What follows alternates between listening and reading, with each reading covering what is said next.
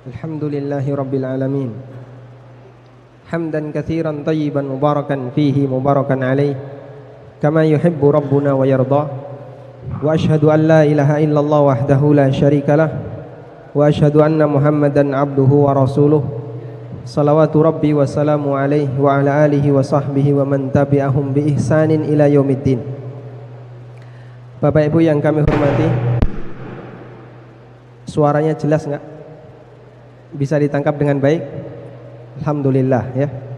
Karena inti dari pengajian adalah apa yang disampaikan dalam materi bisa ditangkap.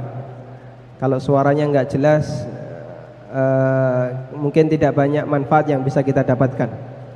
Bahkan Allah bercerita dalam Al-Quran, salah satu penyebab kenapa Fir'aun menolak dakwahnya Musa adalah karena suaranya Musa tidak jelas. Am ana khairun min hadzal ladzi huwa mahin wa la yakadu yubin. Saya ataukah dia orang ini yang lebih baik padahal dia orang yang hina, wa la yakadu yubin, dan kalau ngomong enggak jelas. Makanya bisa jadi kajian kita mungkin nanti tidak bisa diterima dengan baik gara-gara suaranya enggak jelas. Akhirnya riba dianggap tidak riba, halal dianggap tidak halal, haram dianggap halal ya. Terbalik hukum gara-gara suaranya enggak jelas. Dan alhamdulillah di sore hari ini kita bisa bertemu dengan guru saya Al-Ustadz Khalid Syamhuti. Sebenarnya kalau saya disuruh untuk menyampaikan materi, ini menyalahi kaidah fikih, Pak. Jadi dalam kaidah fikih ada yang menyatakan idza waradal ma batalat tayammum. Kalau ada air maka tayammum jadi batal. Ini tapi panitianya nekat. Bayangan saya sebenarnya forumnya berbeda. Ustadz Khalid di kesempatan yang lain saya duluan. Ternyata kita disatukan. Dan sebenarnya tema yang disampaikan ke saya tentang seputar riba dalam bisnis properti ini tidak jauh berbeda dengan riba dalam transaksi-transaksi yang lain. Tadi Ustadz Khalid menyebutkan salah satu di antara bahaya besar riba yang baru saja saya dapatkan, penelitian dari seorang dokter, kalau riba itu bisa bikin penyakit jantung. Dokter siapa tadi? Abdul Aziz. Ya, karena memang denyutnya orang yang melakukan transaksi riba itu duit gitu ya. Makanya bikin sakit jantung. Bapak Ibu yang dimuliakan Allah Subhanahu wa taala. Jadi dalam transaksi jual beli properti sama seperti jual beli objek transaksi yang lain. Karena rumah atau properti ini bukan termasuk benda ribawi, maka tidak berlaku di sana riba bai', tidak berlaku di sana riba jual beli. Kita awali dari pembagian terlebih dahulu. Riba secara umum bisa kita bagi menjadi dua. Ada riba dain dan ada riba bai'. Riba utang piutang, dan yang kedua riba dalam jual beli. Riba jual beli ini berlaku untuk 6 asnaf ribawiyah, 6 benda ribawi, mulai dari emas, perak, gandum halus, gandum kasar, kurma dan garam ya, mungkin Bapak Ibu sudah sering mendengarnya sehingga sudah hafal. Nah, kalau rumah, properti kan tidak masuk. Rumah tidak ditakar, juga tidak ditimbang, sehingga rumah bukan termasuk benda ribawi. Karena itulah kajian seputar riba dalam transaksi rumah, tanah atau properti tidak masuk untuk kajian riba dari sisi riba baik, dari sisi riba jual beli. Namun kita bisa masukkan kajian ini dari sisi kajian riba dain, riba transaksi utang piutang. Kenapa kok dikaji dari sisi riba transaksi utang piutang? Karena seperti yang kita pahami, rumah itu sesuatu yang mahal ya. Kalau dilihat dari sisi daya beli, secara umum benda ini adalah yang paling sedikit daya belinya. Dan kalaupun ada orang yang berhasil beli, biasanya pakai bantuan pihak ketiga, pakai bantuan lembaga keuangan, atau menggunakan transaksi kredit. Dan di saat itulah rentan terjadinya transaksi riba. Baik, beberapa kali sudah kita sampaikan ya, dalam satu transaksi KPR, di situ ada berapa objek yang ditransaksikan? Ada berapa objek yang ditransaksikan? Ada berapa? Satu, yaitu rumah. ada satu objek yang diperjualbelikan. Padahal di sana mungkin kurang lebih ada 7 pihak yang terlibat. Coba kita hitung 7 pihak itu siapa saja, Pak? Pertama, APSI, developer ya. Pertama kan APSI ya. Pertama developernya selaku penjual rumah, tapi APSI nggak ikut campur di sini, developer saja. Developer selaku penjual rumah. Yang kedua, konsumen selaku pembeli. Yang ketiga, bank dulu Pak sebelum notaris ya. Bank dulu sebagai penyedia dana. Dulu kita sering mempertanyakan, normalnya dalam transaksi jual beli itu kan cuma 2 orang, pihak penjual, pihak pembeli. Kalau ada pihak yang ketiga terlibat, wah ini keterlibatannya perlu dipertanyakan. Ngapain kamu datang ke sini? Nah, apakah kamu mau jadi penyusup? Nah, bank akan mengatakan kami datang untuk memberi bantuan. Nah, dan inilah amal solehnya bank. Di saat ada orang yang butuh utang, bank datang menyediakan utang. Amal soleh nggak Pak? Amal soleh ya. Cuman banknya mau nulung karo mentung, kan gitu ya. Dia menolong, namun dengan meminta kelebihan. Kemudian yang keempat, di situ ada notaris. Selanjutnya siapa lagi? Para broker juga tidak ketinggalan. Kemudian siapa lagi? Asuransi juga terlibat di sana. Siapa lagi? Jangan kita lupakan Dirjen Pajak ya. Jadi ada 7 pihak yang terlibat. Ya, kalau misalnya mau ditambahi ya BPN ikut campur juga, gitu. Ada sekian pihak yang terlibat dalam satu transaksi, dalam sebuah transaksi yang memberi duit 1 orang, yang berbagi keuntungan 7 orang. Yang ngasih duit berapa orang Pak? Kan cuman konsumen saja ya, yang lain kan nggak ikut. Developernya ikut dapat bagian, banknya dapat bagian, notaris nggak ketinggalan, broker juga minta ya.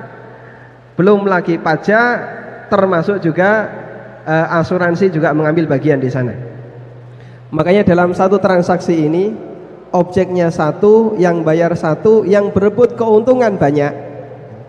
Inilah bagian dari anomali transaksi dalam masyarakat kita. Ada sebuah transaksi yang berebut keuntungan banyak, tapi ternyata yang melakukan atau yang memberikan bayaran cuma 1 orang. Nah makanya kalau Bapak Ibu berpikir semacam ini, sebenarnya KPR itu menguntungkan atau membahayakan? Menguntungkan atau membahayakan? Kan ada kaidah ya, maslahah ammah muqaddamah 'alal maslahah khassah. Kemaslahatan umum lebih didahulukan dibandingkan maslahat khusus. KPR itu yang untung berapa orang? 7. Yang rugi berapa? 1. Maka maslahat umum lebih diutamakan dibandingkan maslahat 1. Setuju Pak? Anda setuju kayak gini? Baik. Ada yang sudah pernah jadi korban KPR? Gak usah angkat tangan ya, memalukan. Dan sekarang walhamdulillah, kalau dulu punya rumah KPR itu membanggakan. Ini saya sudah punya rumah, saya sudah berhasil beli mobil pakai leasing. Zaman sekarang alhamdulillah sudah mulai memalukan. Makanya ada banyak orang yang dia menutupi diri. Mobil leasing belum lunas, KPR belum lunas, itu mereka rahasiakan, jangan sampai ketahuan tetangganya.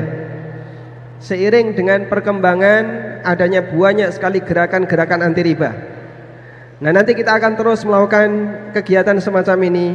Kita semarakan di masyarakat, riba itu memalukan. Transaksi riba memalukan, rumah hasil riba memalukan. Maksud saya rumah hasil KPR, termasuk juga mobil-mobil hasil leasing itu memalukan. Biar menjadi tekanan sosial di masyarakat. Karena kalau sebatas dikasih dalil ya, kadang orang cuma dablek saja. Keluar dari mana atau masuk dari telinganya, begitu menguap sudah hilang. Tapi kalau kemudian ini kita jadikan sebagai gerakan bersama, sehingga ada unsur hukuman sosial bagi orang yang melakukan kesalahan dalam masalah ini. Ini akan memberikan efek jerah yang lebih besar. Walhamdulillah, gerakan ini sudah semakin semarak di masyarakat, sehingga orang itu sudah malu kerja di bank, malu ya, kerja di lembaga-lembaga ribawi malu, bahkan termasuk jadi konsumennya, nasabahnya malu. Kalau semakin sering kita semarakkan, maka nanti lambat laun akan bisa menggeser posisi mereka. Dan hadirin yang dimuliakan Allah, untuk melakukan satu perjuangan besar, kita tidak bisa sendiri. Kita butuh komunitas, kita butuh kerjasama. Sebagaimana para ulama untuk menyelesaikan masalah kontemporer yang besar, mereka menggalang yang namanya ijtihad jama'i, ijtihad bersama. Makanya ada berbagai macam lembaga fikih ya, lembaga fikih yang tujuan besarnya adalah untuk menjaring pendapat banyak ulama dalam rangka menemukan titik akhir ketika ada permasalahan kontemporer yang terjadi di masyarakat. Ada Majma' Fikih Islami di bawah OKI, juga ada yang Majma' Fikih Islami di bawah Robito, ada lembaga-lembaga fatwa ya, seperti Lajnah Daimah, kemudian lembaga-lembaga fatwa internasional yang lainnya. Ini salah satu di antara contoh bagaimana semangat ulama untuk membangun ijtihad jama'i, ijtihad bersama. Nah, yang terjadi dalam gerakan seperti ini, gerakan kontemporer, kita melawan sebuah lembaga yang sangat besar. Kita melawan lembaga keuangan yang sudah diresmikan oleh negara, mendapatkan regulasi khusus oleh negara. Dan kita juga nantinya akan berhadapan dengan gerakan-gerakan yang mendukung adanya riba. Maka butuh kerjasama yang besar.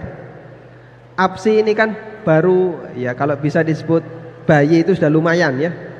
Mungkin baru procot abang, seperti bayi yang baru saja lahir, masih sangat lemah. Sementara tandingannya itu raksasa-raksasa di bidang properti itu Pak, banyak sekali ya. Itu karena mereka besar, mereka punya pasar, maka mereka bisa masuk menyusup dari sisi pengajuan regulasi. Makanya kenapa kita butuh gerakan jama'i, butuh dukungan banyak masyarakat. Salah satu di antaranya adalah kita mau membangun pasar yang saingan dari mereka. Kalau mereka besar dan mereka masih pro dengan riba, mereka masih bermain dengan dunia riba, maka kita berusaha untuk jadi besar tanpa harus bermain dengan riba, tanpa harus bermain dengan asuransi. Nah, kalau kemudian yang besar ini tidak ditandingi, mereka bisa saja mengajukan regulasi ke pemerintah, tolong semua transaksi rumah pakai asuransi. Nah, kalau kemudian itu sudah diketok palu, Anda mau jual beli rumah kemanapun pasti ada asuransinya. Atau misalnya dibatasi, kalau nggak pakai bank maksimal sekian kali cicilan. Kemarin sempat kita sampaikan ya, salah satu di antara keberhasilan mereka itu kan transaksi rumah yang tanpa bank maksimal 59 kali ya, atau 60 kali cicilan, maksimal 5 tahun. Lebih dari itu nggak boleh. Sementara kalau kita melihat dari kondisi konsumen, terutama untuk rumah kelas bawah, bisa lunas 5 tahun itu berat Pak. Bisa lunas 5 tahun masih terlalu berat. Ya normalnya 10 tahun atau di bawah itu kurang sedikit. Tapi kalau sampai 5 tahun ini terlalu berat. Nah, kita akan membuat gerakan seperti ini agar bisa memperjuangkan bagaimana nanti properti syariah non riba yang tidak menggunakan lembaga keuangan, tidak menggunakan asuransi, kita bisa lebih solidkan lagi sehingga bisa mengusulkan regulasi. Bisa nggak dilebihkan, atau misalnya dikasih pelindungan oleh pemerintah dan seterusnya ya. Ini yang menjadi maksud baik APSI. Makanya Bapak Ibu nanti bisa sarankan kepada kawan-kawan, kalaupun kita tidak menjadi konsumennya, minimal kita bisa memberikan dukungan ya. Minimal kita bisa memberikan dukungan. Karena perjuangan itu ada dua, ada yang terlibat langsung atau minimal dia memberikan dukungan. Anda cukup ngasih jempol saja, itu pun di WA ya. Insya Allah dicatat sebagai amal soleh kalau ikhlas ya. Kalau misalnya ada tujuan besar dalam rangka untuk memberikan dukungan, sama-sama ta'awun alal itsmi alal birri wat taqwa, sama-sama tolong menolong dalam kebaikan, membantu kaum muslimin untuk melakukan transaksi rumah tanpa riba, insya Allah di sana ada nilai pahalanya. Kemudian hadirin yang Allah Subhanahu wa taala, yang perlu kita perhatikan terkait transaksi KPR tadi. Jadi dalam transaksi KPR di situ ada banyak pihak yang terlibat Dan jika kita kerucutkan, sebenarnya kan hanya 3 orang yang paling urgent dalam atau paling signifikan keterlibatannya dalam transaksi: developer, konsumen, dan bank sebagai penyedia uang. Hanya 3 orang ini. Baik, barangkali Bapak Ibu sudah lebih paham dibandingkan saya tentang tahapan, ya, protap bagaimana sebuah KPR itu bisa terjadi. Yang secara umum kalau kita simpulkan, di situ kan ada 2 akad, ya. Ada 2 akad dalam transaksi KPR. Yang pertama apa? Yang pertama akad apa? Masih ingat? Jadi yang pertama akad jual beli, yang kedua akad utang piutang. Jual beli antara siapa dengan siapa? Konsumen dengan developer. Dilakukan akad jual beli, ditandai dengan adanya deal transaksi, ya. Dan bahkan kadang konsumen diminta untuk bayar sebagian. Ada sebagian developer yang minta 30%, ada yang minta 10%. Intinya mereka sudah melakukan akad. Setelah selesai terjadi akad, barulah bank memberikan kucuran dana. Sehingga dana yang diberikan oleh bank ini adalah akad utang piutang antara siapa dengan siapa? Konsumen, nasabah dengan bank. Nasabah dengan bank. Kalau untuk jual belinya nggak jadi masalah, karena hukum asal jual beli baik halalan thayyibah. Namun yang jadi masalah ada akad tambahan, dan dalam akad tambahan ini bank menetapkan adanya bunga, adanya riba, bunga yang beracun, yang ketika itu diambil dan diberikan oleh konsumen, maka konsumen berstatus sebagai pemberi riba, sedangkan banknya berstatus sebagai apa? Penerima riba. Banknya sebagai pemakan riba, konsumennya sebagai pemberi riba. Kalau developernya terlibat di situ, maka dia jadi saksi, dan notaris sebagai saksi sekaligus penulis, pencatat. Makanya komplit sudah kalau 4 orang ini terlibat, persis seperti yang dinyatakan oleh Jabir bin Abdullah dalam hadis riwayat Muslim. Beliau mengatakan, la'ana Rasulullah sallallahu alaihi wasallam akilar riba wa mukilahu wa katibahu wa syahidai wa qalahum sawa. Rasulullah sallallahu alaihi wasallam melaknat orang yang makan riba, yang memberi makan riba, maksudnya konsumennya, nasabahnya, yang mencatat, notaris, yang sekaligus sebagai notulen dalam akad, wasyahidai, dan 2 saksinya. Pertama notaris, kedua developer yang ikut terlibat di sana. Makanya dari satu hadis ini notaris kena 2 pukulan. Notaris kena 2, ya, sebagai saksi, sebagai pencatat, dan sekaligus sebagai saksi. Padahal oleh paling saidik, yang dia dapatkan paling sedikit, tapi kena 2 kali laknat. Makanya waspada. Ini ada notaris nggak di sini? Nah, alhamdulillah sekarang sudah ada gerakan notaris anti riba, ya. Ada namanya NTR, gerak notaris tanpa riba.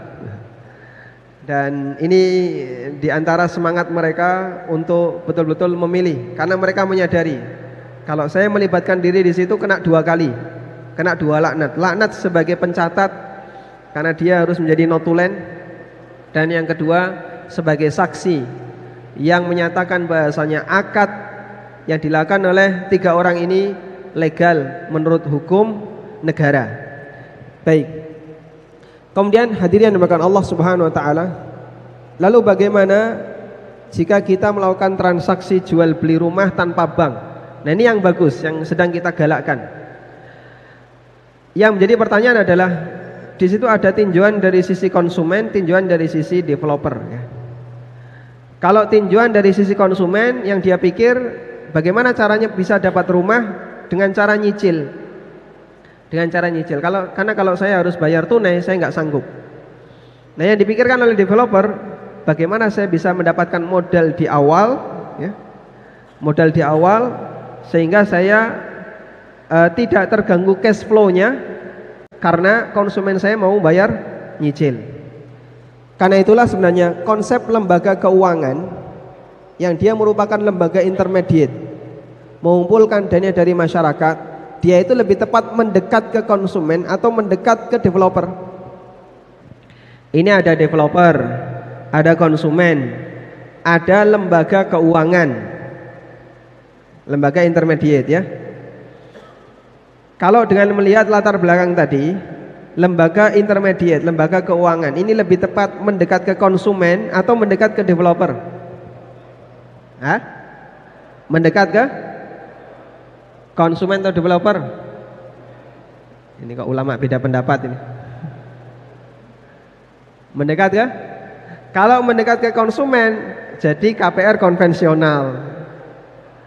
Konsumen butuh dana, kemudian diutangi oleh bank, selanjutnya konsumen nyicil utangan tadi dengan ada kelebihan. Ini kalau lembaga keuangannya dekat ke konsumen. Yang benar gimana? Lembaga keuangan dekatnya ke developer. Jadi dia yang menampung dana dari umat, baik dengan akad, terserah akadnya, kita tidak bahas itu ya. Misalnya dengan akad utang piutang, dan secara umum kan akadnya utang piutang. Maka dana ini gimana caranya bisa dia kembangkan? Ya, silahkan dana ini ditanam, diinvestasikan ke developer.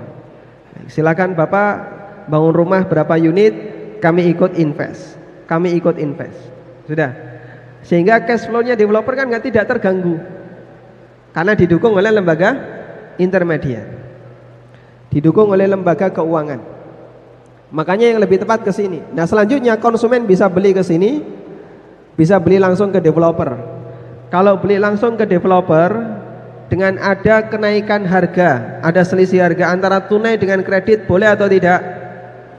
Boleh atau tidak? Tidak? Tidak boleh atau boleh? Boleh ya. Boleh menurut pendapat jamaahir ulama. Meskipun ada sebagian yang melarang antara harga tunai dengan harga kredit dibedakan. Dan insya Allah yang rajih, yang lebih kuat boleh. Nah di situ kan dia bisa mendapatkan margin. Nah selanjutnya margin bisa dia bagikan kepada para investornya sesuai dengan kesepakatan antara mereka dengan investor. Kalau prinsip ini dilakukan, sebenarnya sederhana. Kita bisa membangun properti yang bebas riba, bebas dari asuransi dan seterusnya. Masalahnya di negara kita yang namanya lembaga intermediate, lembaga keuangan, ternyata mereka lebih dekat ke konsumen, mendekatnya ke orang yang membayar, ke konsumen, dan tidak mendekat ke perusahaan, tidak mendekat ke developer. Kalau kemudian mendekatnya ke developer, insya Allah lebih ringan, karena bisa dengan menggunakan akad investasi, mudharabah atau musyarakah atau akad yang lainnya yang sejenis dengan itu.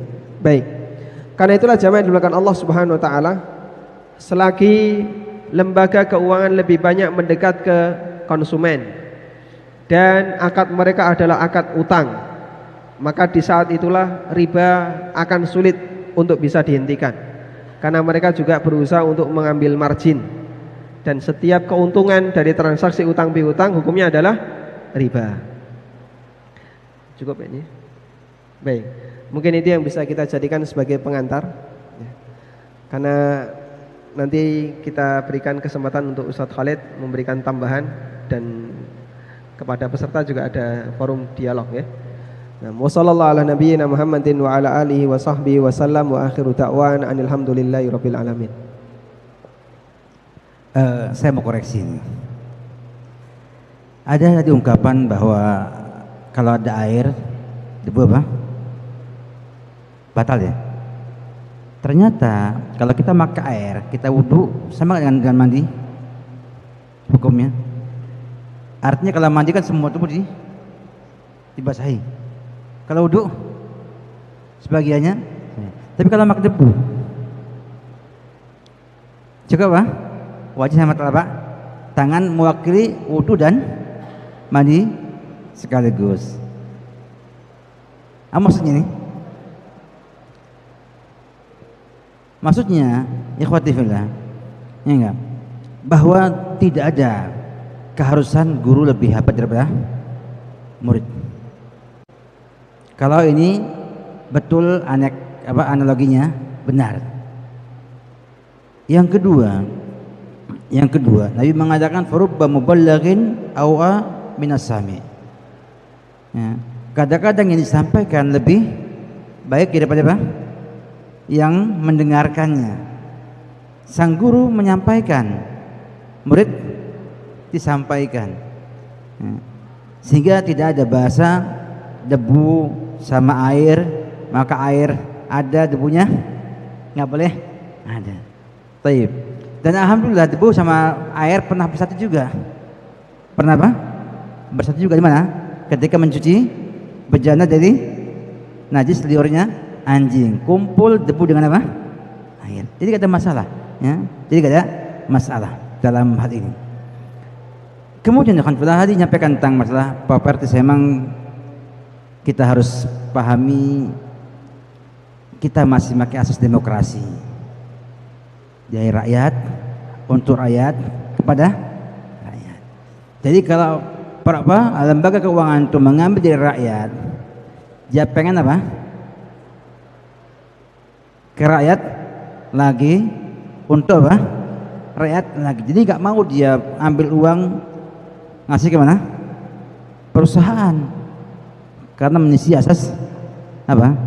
Demokrasi. Maksud saya itu, ini jadi masalah besar dalam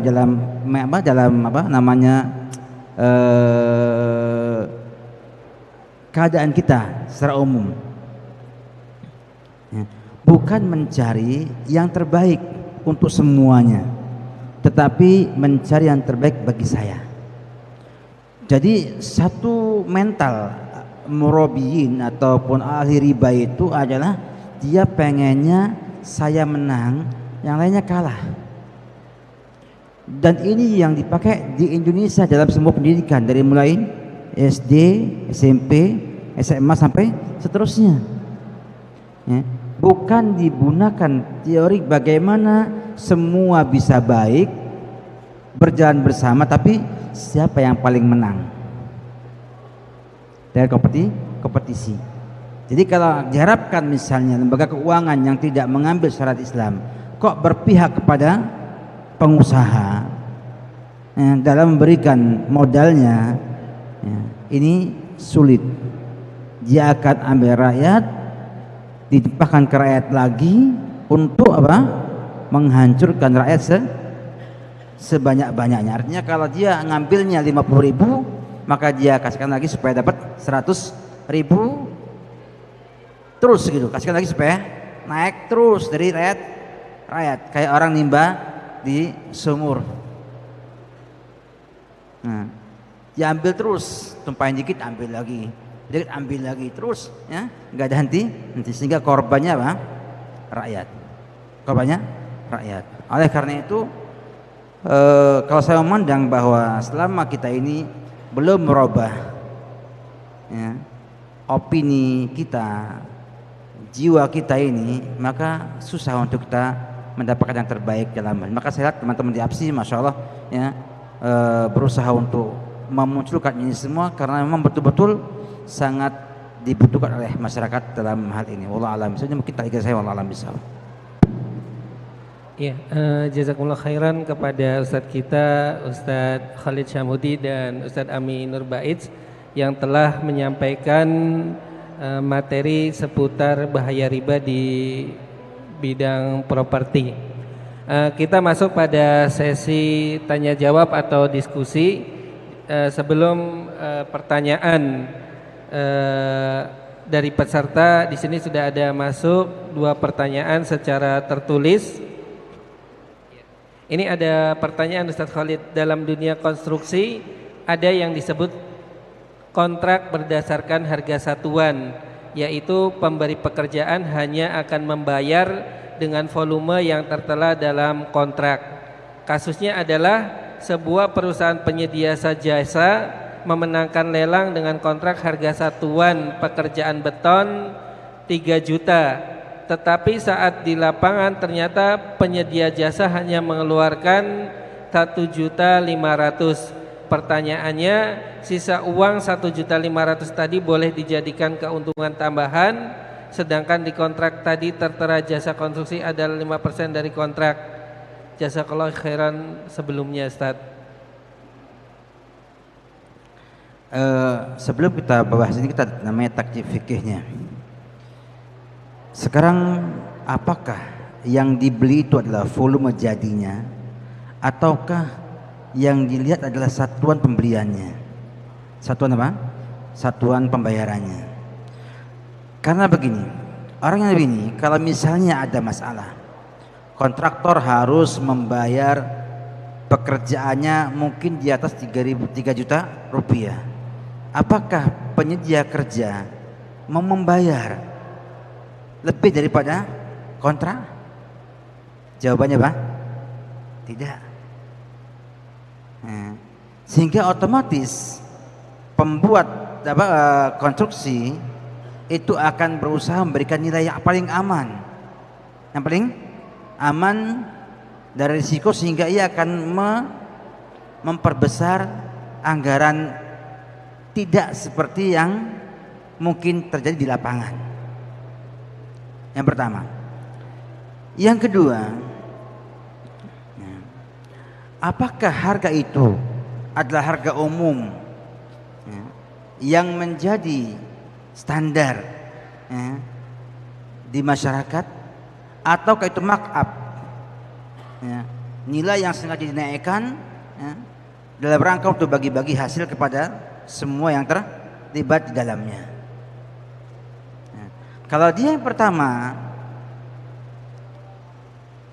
dan yang kedua itu adalah tidak ada pengelabuan, tidak ada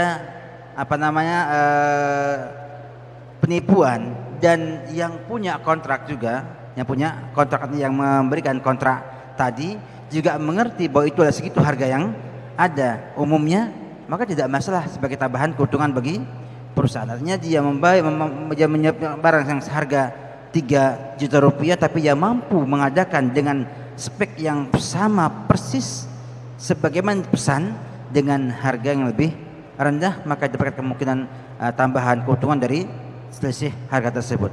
Tapi kalau ada kebohongan, ada pengelabuan di sana, maka tidak diperbolehkan. Dan bila dia terlalu besar keuntungannya dan ada di sana ghaben, kerugian akibat dikelabui, maka ada namanya khiyar ghaben bagi pemilik kontrak tersebut.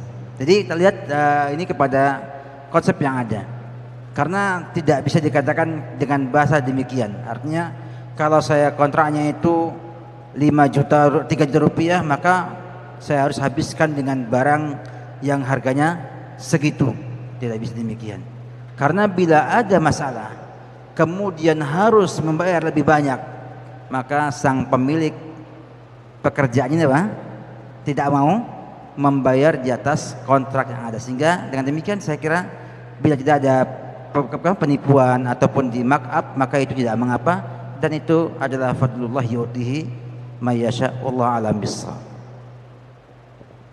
Iya, insya Allah sudah jelas jawaban dari Ustadz Khalid. Tadi ada 2 jawaban yang mudah-mudahan penanya jelas. Penanya kira-kira sudah jelas belum ya? Tadi yang pertanyaan tadi, siapa Ngacung? Oh iya, gak apa-apa, insya Allah sudah jelas. Kita masuk pada pertanyaan yang kedua. Insya Allah Ustadz Ami yang akan menjawab. Ada 2 transaksi. Ada transaksi dua belah pihak, A sebagai penjual dan B pemilik tempat di mana A menjualkan produk. B mensyaratkan bagi hasil terhadap A 20% dari keuntungan, namun ketika sudah berjualan A menghitung hasil jualan dan ternyata uang yang didapat tidak penuh sebagaimana mestinya, sehingga untung yang didapat tidak penuh. Maka apakah A dalam keadaan rugi karena hasil penjualan tidak 100% didapatkan, lalu sistem bagi hasil 2% itu terhadap keuntungan yang seharusnya didapat atau keuntungan yang seadanya didapat? Mungkin ini dulu pertanyaannya Ustaz. Waalaikumsalam warahmatullahi wabarakatuh. Baik, saya mencoba memahami pertanyaannya ya. Saya ulang, Bapak Ibu paham pertanyaan tadi? Agak rumit kayaknya ya. Jadi saya punya tempat, kemudian tempat ini dipakai orang lain untuk jualan. Beliau menjanjikan nanti saya akan dikasih 20% dari keuntungan. 20% dari keuntungan, bukan 20% dari omset, tapi dari keuntungan. Dan ternyata hasilnya berbeda sesuai dengan apa yang direncanakan. Tadi saya menangkap kayaknya ada yang ambigu. Pertama, keuntungannya tidak 100%, berarti untung cuman belum 100%. Atau yang kedua, hasilnya tidak menutupi modal. Hasil penjualan di hari itu tidak menutupi modal, sehingga masih rugi. Ya. Baik, kalau seperti ini yang terjadi, apa yang harus dilakukan? Jadi kalau misalnya kita lihat dari sisi bentuk transaksinya, takyif fikihnya lebih dekat ke musyarakah ya. Ke musyarakah, unit usaha yang dimiliki oleh kawan saya sebagai modal dia, sedangkan tempat yang saya sediakan untuk dia sebagai modal dari saya. Nah, ketika kita sama-sama urun modal, kemudian di situ ada yang mempekerjakan, maka statusnya musyarakah. Saya modal tempat, dia modal unit usaha. Baik. Nah, dalam musyarakah perlu didetailkan dari sisi nilai, dan tadi alhamdulillah sudah bagus. Saya dikasih 20%, berarti saya dihitung 20%. Sedangkan modal dia dihitung 80%. Makanya nanti dihitung dulu satu unit usaha ini totalnya berapa. Misalnya ketemu 5 juta, berarti saya 20% dari selisihnya. Baik. Nah, kemudian dalam berjalannya waktu ternyata hasilnya kurang dari 5 juta, dia rugi. Saya dapat enggak? Saya dapat bagi hasil enggak? Karena enggak ada hasil ya tidak dapat bagi hasil. Namanya bagi hasil jika ada hasil. Nah, kalau rugi, apakah saya harus menanggung kerugian? Misalnya modalnya 5 juta, duit yang terkumpul cuma 4 juta atau cuma 3 juta, kurang 2 juta ini, apakah saya harus nomboi? Jawabannya tidak, karena saya sudah rugi dari modal yang saya serahkan. Dalam bentuk apa? Tempat yang dia gunakan, tempat saya yang dia gunakan nggak ada hasil, saya nggak dapat apapun, dan itulah kerugian saya. Sementara kerugian dia dari unit usaha yang tidak kembali modal tadi, sehingga saya tidak perlu nomboi ya. Tapi saya sudah kena kerugian, karena saya sudah kena kerugian dalam bentuk tempat saya tidak dibayar. Andaikan tadi saya sewakan, saya tetap dapat bayaran. Untung rugi nggak jadi urusan, karena akadnya sewa menyewa. Tapi kan akadnya bukan sewa menyewa, akadnya musyarakah. Saya dikasih persen tertentu. Nah, wallahu alam, itu yang saya pahami. Mungkin Ustaz Khalid ngasih tambahan. Ada pertanyaan yang ketiga, dalam akad kredit KPR murabahah, adakah batasan maksimal pihak pemberi dana mengambil selisih antara transaksi tunai dan kredit?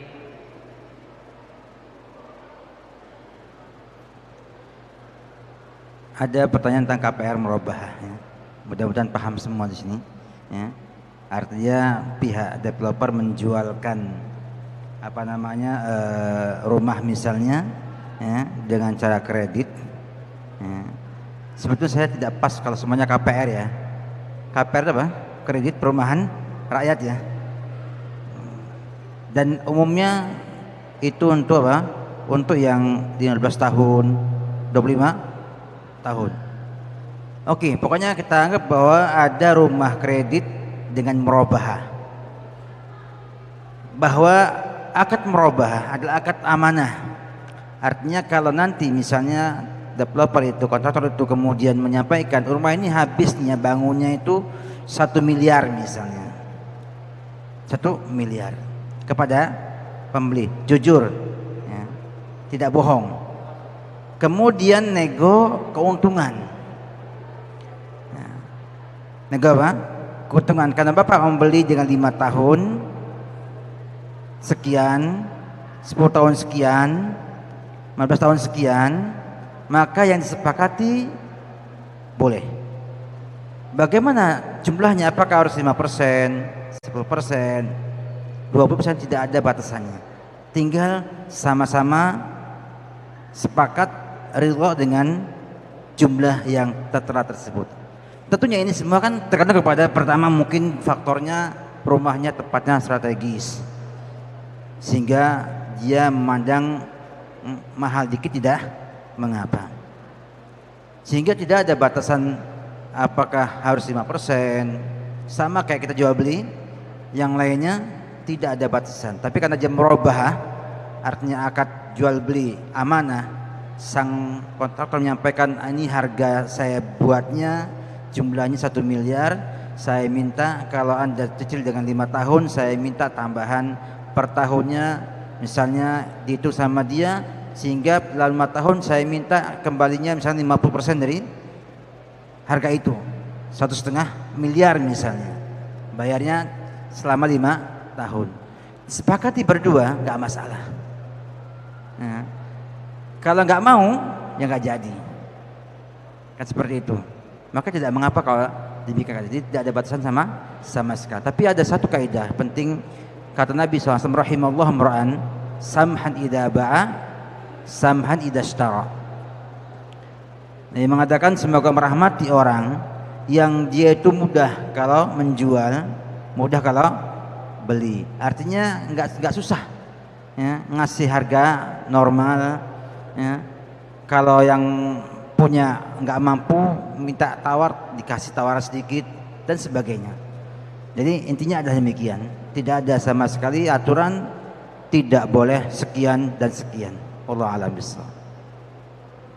Iya, insya Allah sudah jelas. Penanya mau berkomentar? Insya Allah sudah jelas ya. Iya, kita masuk pada pertanyaan yang keempat dan ini ditujukan ke Ustadz Ami. Pertanyaannya, apakah syar'i menawarkan rumah siap bangun padahal lahan atau tanah tersebut belum kita miliki?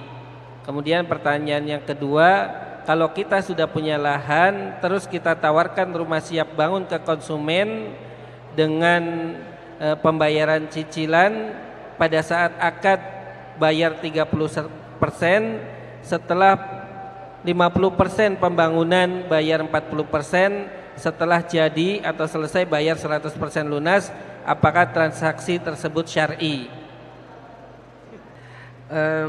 Hadirin yang kami hormati, jadi posisi penjual terhadap produk tertentu secara umum bisa kita bagi menjadi dua. Yang pertama, status dia sebagai produsen, dan yang kedua, status dia sebagai trader. Trader itu sifatnya hanya kulak jual, kulak terus dijual. Lalu dia mengambil margin dari selisih antara dia kulaan dengan ketika dia menjual. Sementara produsen, dia tidak menjual barang jadi, tidak menjual dalam bentuk kulak barang jadi, tapi dia ada unit produksi di sana. Dia menyusun-nyusun ya, kemudian dia meramu, dia membangun. Nah, termasuk developer itu lebih dekat produsen atau trader? Produsen atau trader? Produsen. Ada unit produksi di situ. Makanya dia tidak menjual unsurnya. Nggak ada di tempat kita, misalnya Anda datang ke seorang developer, Pak saya mau beli rumah, ini tanah kaplingnya sudah siap, ini semen, pasir, kerica, kemudian besi dan seterusnya, silahkan bangun dewe mas. Ada kayak gitu? Nggak ada. Nah justru saya minta kepada Bapak itu karena saya tahu Bapak pintar bangun, ngerti tentang bagaimana cara bangun yang benar dan seterusnya. Makanya unit produksi itu penting. Nah ketika ada unit produksi, berarti di situ ada unsur jasa. Ada unsur jasa. Karena ketika dia mengelola barang itu, membuat barang itu, memproduksi barang itu, ada bentuk jasa yang dia lakukan. Karena itulah bisa jadi ada banyak penjual nasi goreng jejer-jejer ya. Tapi kita lebih prefer, lebih suka ke penjual A dibanding ke penjual B. Padahal nanti juga hasilnya sama-sama nasi goreng. Tapi bagi saya cara masaknya A lebih bersih dibandingkan cara masaknya B. Wajane podo ya. Kemudian kompore ya podo, jejer. Tapi saya melihat cara masak A bagus, cara masak B kurang bagus. Nah itulah diantara kelebihan akad istisna. Ada unsur jasa yang menonjol di sana. Nah, dalam akad istisna kita itu membeli sebuah karya meskipun karya itu belum ada. Makanya dia deal di depan meskipun barangnya belum ada, dan ini diperbolehkan. Deal di depan dan karyanya belum ada. Karena dia jual beli, maka masalah pembayaran apakah dicicil atau dibayar secara tunai ini masuk teknis, dan sesuatu yang sifatnya teknis dia sesuai kesepakatan. Berbeda dengan trader ya. Kalau trader dia tidak ada unsur produksi. Ketika dia menjual barang sementara dia belum memilikinya, hukumnya dilarang. Melanggar hadis Nabi SAW yang diriwayatkan oleh Imam Ahmad dari Hakim bin Hizam. Beliau mengatakan la tabi' ma laisa indak. Jangan kamu menjual apa yang belum kamu miliki. Jadi kalau dia belum kulaan barangnya, sementara dia di posisi sebagai trader bukan produsen, dia nggak boleh menjualnya. Karena kalau dia nekat menjualnya berarti dia menjual sesuatu yang belum dia miliki. Lain dengan produsen. Produsen itu unsurnya dia sudah punya. Dia sudah punya semen, dia sudah punya pasir, bahkan bisa jadi dia sudah punya tanah, tinggal dibangunkan rumah meskipun belum disusun, belum diramu. Sehingga dia boleh melakukan akad. Dan akadnya boleh di depan meskipun barang belum ada.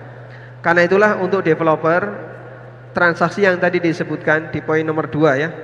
Jadi pada waktu melakukan akad DP dulu dan sudah sepakat harganya sekian, tinggal rumah dibangunkan sesuai yang diinginkan oleh konsumen. Masalah pembayaran selanjutnya ini teknis sifatnya dan hukumnya sah, boleh. Kenapa? Karena akadnya istisna. Ya.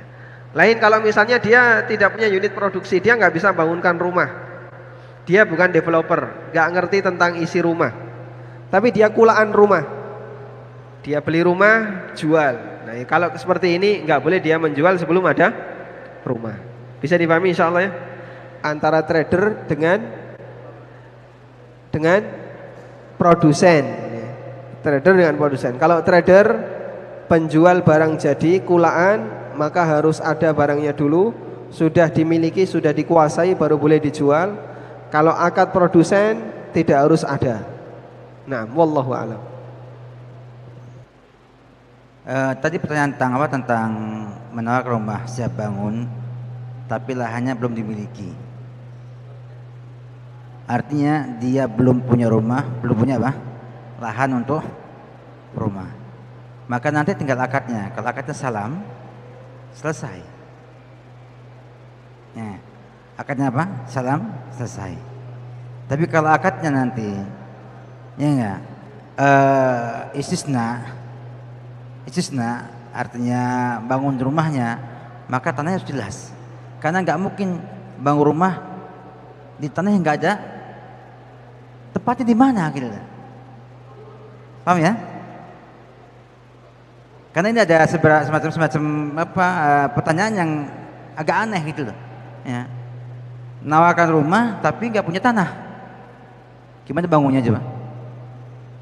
Kalau misalnya dia punya tanah, sebetulnya ada tanah, cuman belum dimiliki oleh dia, dalam artian masih punya orang, sudah nego, maka lihat keadaannya. Kalau sudah di DP ya, maka dia belum jadi miliknya. Tapi kalau diangsur maka jadi miliknya. Paham ya? Juga penting tuh para ini, karena saya dapatkan banyak kejadian di Sumatera, di Riau dan juga sebagai tempat. Mereka ini sudah nawarkan rumah, tanahnya DP itu apa DP? Kalau nggak jadi, selesai. Belum jual, beli. Ya, akhirnya ketika masalah, ya enggak, rumahnya enggak ada, tanahnya juga enggak ada, uangnya mana? Pergi. Ya, bersama yang nawarkan rumah siap bangun. Ya, jadi rumah siap bangun, rumah yang belum dibangun, cuma bisa dibangun nanti kalau ada tanah yang dimilikinya. Jadi lihat dulu bila tanahnya bagaimana. Demikian. Memang ke rumah tanpa tanah nggak ada rumah. Ya. Itu mungkin tambahan saya. Untuk yang kedua saya kira yang demikian. Tinggal kesepakatan antara pemilik tanah dengan apa? Pembangun. Mau dia kontan boleh, dibuat 3 termin boleh, 4 termin boleh, atau sejenisnya. Yang penting ada kesepakatan di muka, sama-sama tahu, sama-sama ridho. Iya, Masya Allah. Ini ada pertanyaan yang berikutnya atau yang kelima. Pertanyaannya, profesi saya sebagai mediator dan tidak semua developer memakai sistem syariah. Kalau dari pihak mediator dan developer sudah menyerahkan konsumen untuk melakukan transaksi melalui bank syariah, namun konsumen tidak setuju dan tetap ingin melakukan transaksi melalui bank konvensional, apakah pihak mediator dan developer termasuk terlibat dalam transaksi riba? Mediator sini kita lihat, kalau ia terlibat dalam transaksi sebagai saksi, sebagai katib, penulis, sebagai apa? Orang kedua atau ketiga, maka dia kena tas ribawinya. Tapi kalau di luar itu, maka nggak kena. Sub lingkupnya transaksi ribawi itu adalah pemakan, pemberi riba, saksi, dan yang mencatat transaksinya aja. Maka dilihatlah kita sebagai mediator, ya, itu harus jeli dalam hal ini. Cuma satu poin yang perlu hati-hati adalah jangan kita masuk dalam ta'awun alal itsmi wal udwan. Hanya itu aja yang kita lihat. Sehingga Anda sebagai broker, sebagai mediator hendaknya mencoba untuk tidak terlibat dalam transaksi ribawi, ya, minimal tidak masuk 1 dari 5 yang ada dalam hadis Jabir yang Nabi laknat karena hubungan dengan riba tersebut. Wallahu a'lam bishawab. Insyaallah udah jelas. Ini penanya mau menambahkan atau sudah jelas? Ya, insyaallah sudah jelas ya. Kita masuk pada pertanyaan yang keenam, ditujukan kepada Ustadz Ami. Bagaimana jika kita sudah terlanjur ber-KPR dengan bank konvensional, sedangkan kita sekarang tidak mampu untuk melunasi sisa KPR atau cicilannya, bagaimana solusinya?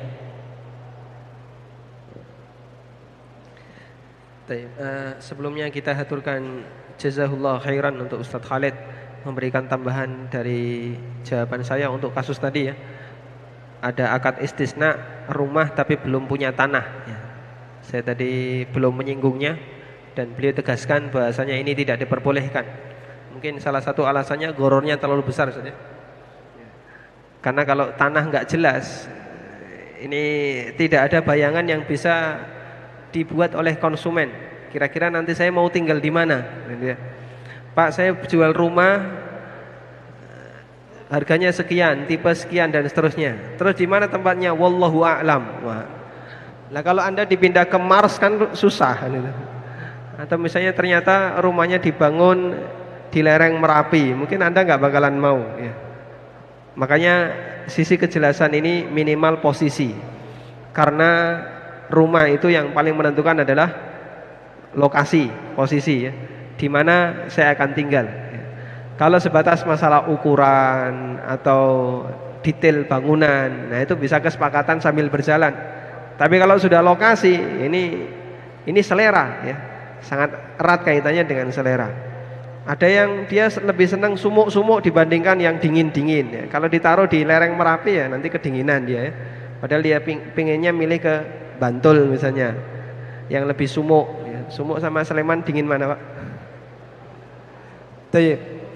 Kemudian hadirin yang dimakan Allah Subhanahu wa taala, Kembali kepada kasus yang ditanyakan tentang seputar yang sudah terlibat dalam KPR konvensional namun tidak sanggup untuk membayar, tidak sanggup untuk membayar. Pernah ada orang yang tanya ke saya, "Pak, saya itu punya duit 3 juta, tapi saya ingin beli motor 12 juta. Kemudian ada teman saya yang ngutangi saya, boleh nggak seperti ini?" Jawabannya sederhana, beli saja motor yang 3 juta. Lah punyanya 3 juta kok pinginnya motor 12 juta. Sampai harus nekat utang. Dan ini kan karakter istibto ya, ingin cepat kelihatan sukses sebelum waktunya. Kita selalu menekankan kepada kaum muslimin, kalau belum waktunya punya rumah ya tidak perlu nekat pakai transaksi riba. Bersabar, insya Allah di satu kesempatan nanti Allah Subhanahu wa taala akan membukakan. Semoga nanti Allah kasih kemudahan, entah bagaimana cara Allah Subhanahu wa taala memberikan kemudahan bagi para hambanya. Saya kemarin sempat dikasih tahu oleh salah satu orang pentingnya APSI. Beliau membuat hitung-hitungan. Kita itu kalau pakai bank, mungkin harga rumah misalnya cuma 300 juta bisa sampai 700 juta. Jadi 400 jutanya sendiri habis di bank. Padahal harga rumahnya itu cuma 300 juta.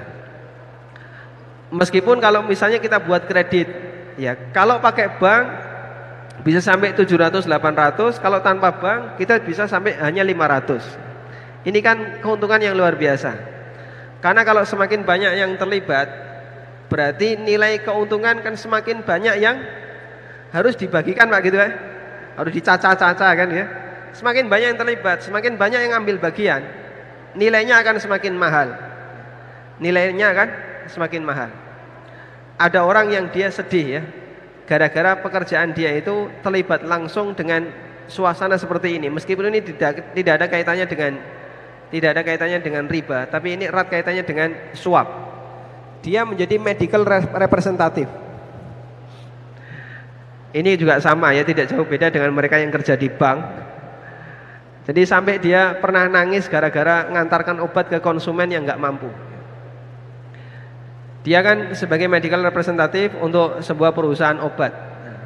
Pasti yang namanya medical representative, namanya suap itu tidak akan bisa ketinggalan.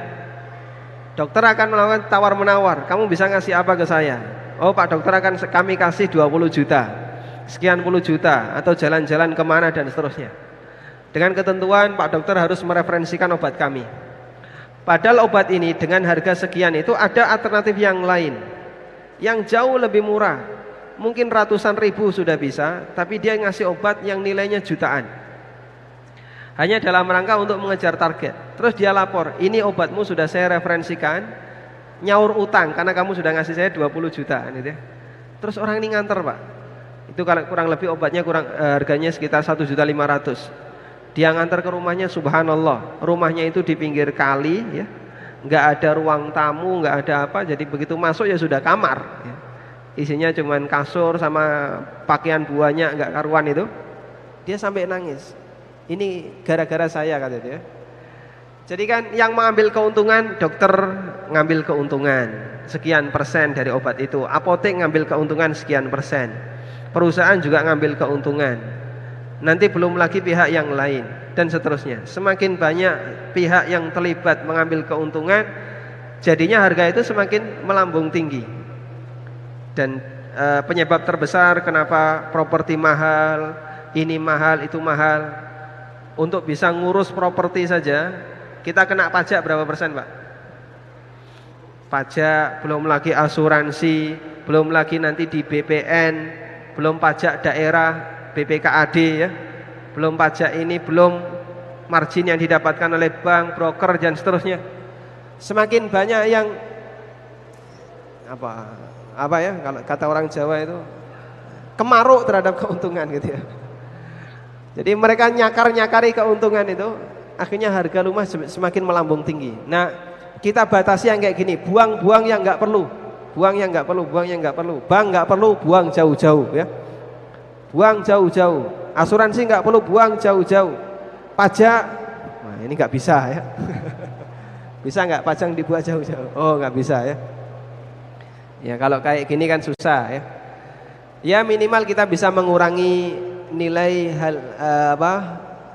uang yang seharusnya tidak kita berikan kepada mereka.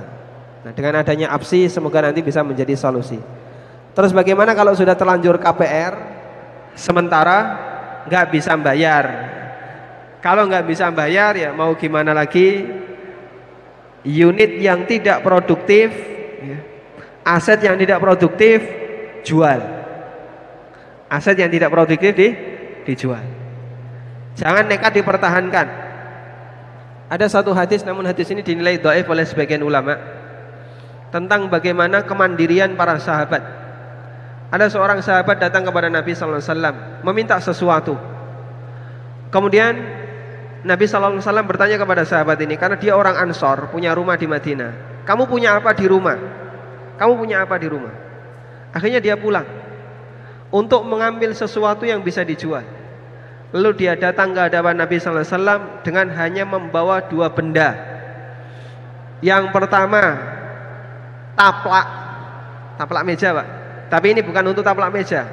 Taplak yang dipakai untuk alas punggung onta atau punggung kuda, punggung keledai sebelum dinaiki oleh manusia. Yang dikasih taplak itu ya. Yang kedua, gelas.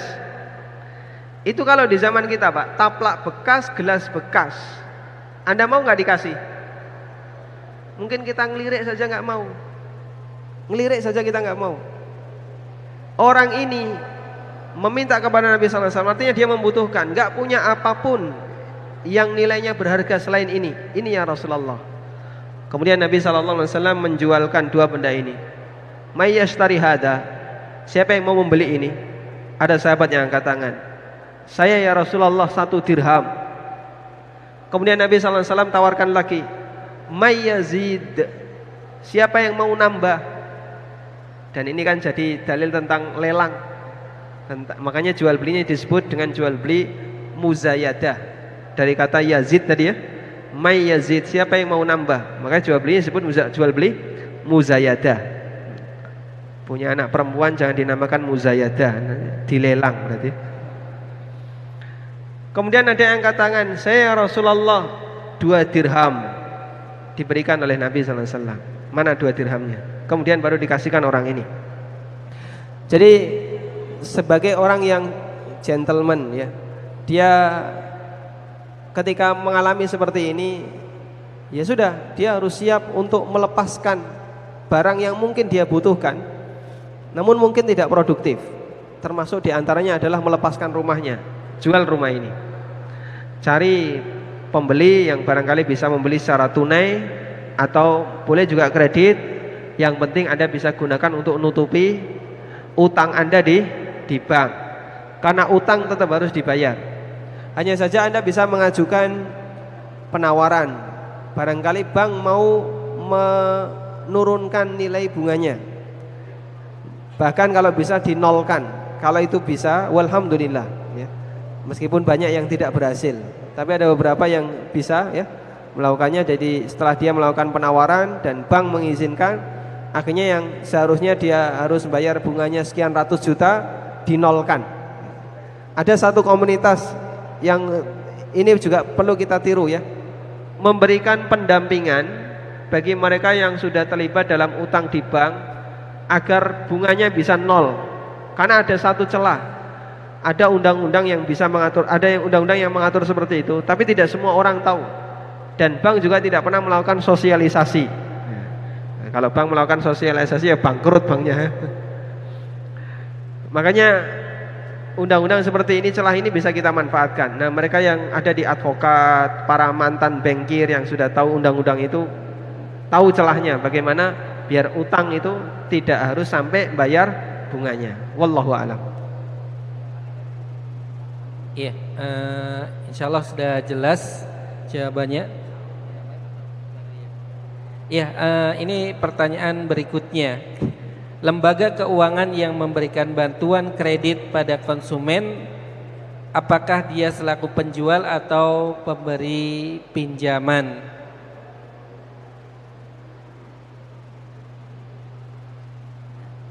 Jawabannya nggak jelas. Soalnya juga nggak jelas. Artinya lembaga keuangan itu ketika memberikan kredit kepada apa?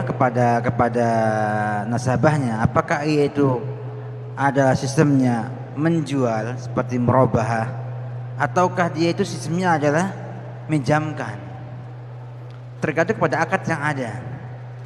Karena sebagian bank sekarang ada yang bisa memiliki aset dan menjualnya,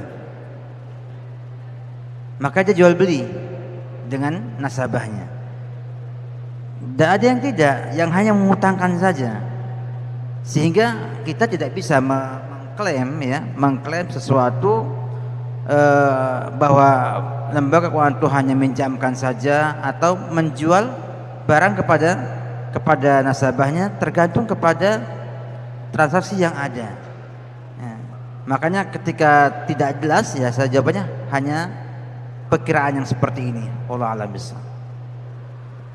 Iya, jazakumullah khairan Ustadz Khalid atas jawabannya. Dan ini mungkin pertanyaan terakhir dan ditujukan kepada Ustadz Ami. Pertanyaannya, tolong jelaskan lebih rinci tentang konsep lembaga keuangan yang mendekat ke developer. Pertanyaan yang kedua, apakah ada contoh lembaga keuangan yang seperti tersebut di atas, khususnya di Jogja? Nah, jadi kalau saya diminta ngasih contoh, sebenarnya harus melakukan survei dulu ya.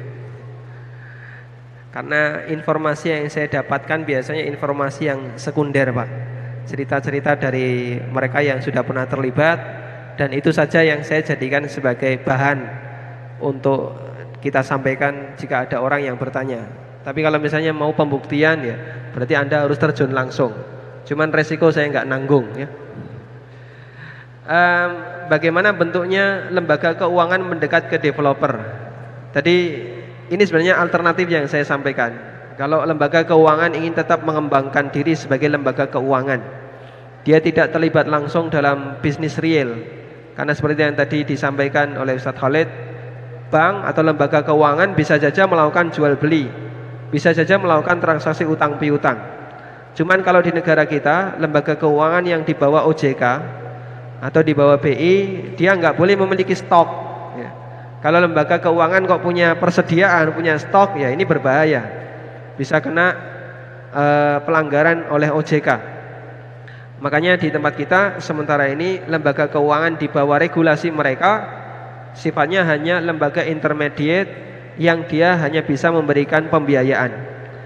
Meskipun dia punya peluang besar untuk itu, untuk bisa melakukan transaksi jual beli. Jadi bank punya stok. Gimana caranya? Developer punya rumah jadi 100 unit dikulak sama bank, bisa nggak Pak? Bisa. Selanjutnya bank yang menjualkan, karena sudah jadi milik bank. Cuman nggak ada yang seperti ini di tempat kita.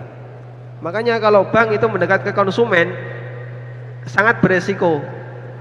Beresiko dari sisi dia berhadapan dengan regulasi OJK. Karena itu yang lebih mungkin adalah dia mendekat ke developer. Dia mendekat ke developer dengan akad investasi ya. Sehingga di situ, karena kita tahu kalau yang namanya properti kan peluang resikonya kecil. Kalaupun nggak laku sekarang kan besok bisa laku ya. Dan rumah sekarang dengan rumah besok mahal mana? Mahal mana Pak? Mahal besok ya. Kecuali kalau besok gempa bumi, nah itu baru jatuh harganya. Dulu Bantul sempat hilang harga rumah gara-gara bencana ada gempa bumi ya. Baik. Jadi secara umum properti kan menguntungkan. Kalaupun nggak laku sekarang, besok masih ada peluang. Dan semakin lama semakin mahal. Maka di posisi ini dana itu akan aman. Sehingga nanti pihak bank bisa memberikan investasi kepada para developer, dan selanjutnya nanti developer sebagai pelakunya. Kemudian contoh yang ada di Jogja, apakah sudah ada? Nah, berarti ini harus nyebut merek ya. Ya kalau misalnya dari sisi atau informasi yang pernah saya dengar, misalnya seperti BMT UMY. Tadi Pak Teguh sudah bilang ke saya BMT UMY merapat ke kami. Masya Allah, siap. Nah, di belakang itu ada direkturnya. Oh bukan, manajer. Jadi BMT UMY nanti saya dapat berapa persen, Pak? Ini salah satunya sudah menjadi percontohan bagaimana lembaga intermediate merapat kepada pengusaha. Nah, nanti dananya dipakai untuk modal. Nah, namanya transaksi mudharabah atau transaksi musyarakah. Tinggal di situ ada konsekuensi, jika untung bagi hasil, jika rugi ya berarti tidak ada hasil yang perlu dibagi. Dan kalau properti insya Allah proyeksinya untuk peluang rugi terlalu kecil, kecuali kalau ada unsur penipuan, force major. Nah, kalau yang seperti ini di luar kemampuan manusia. Nah, wallahu a'lam.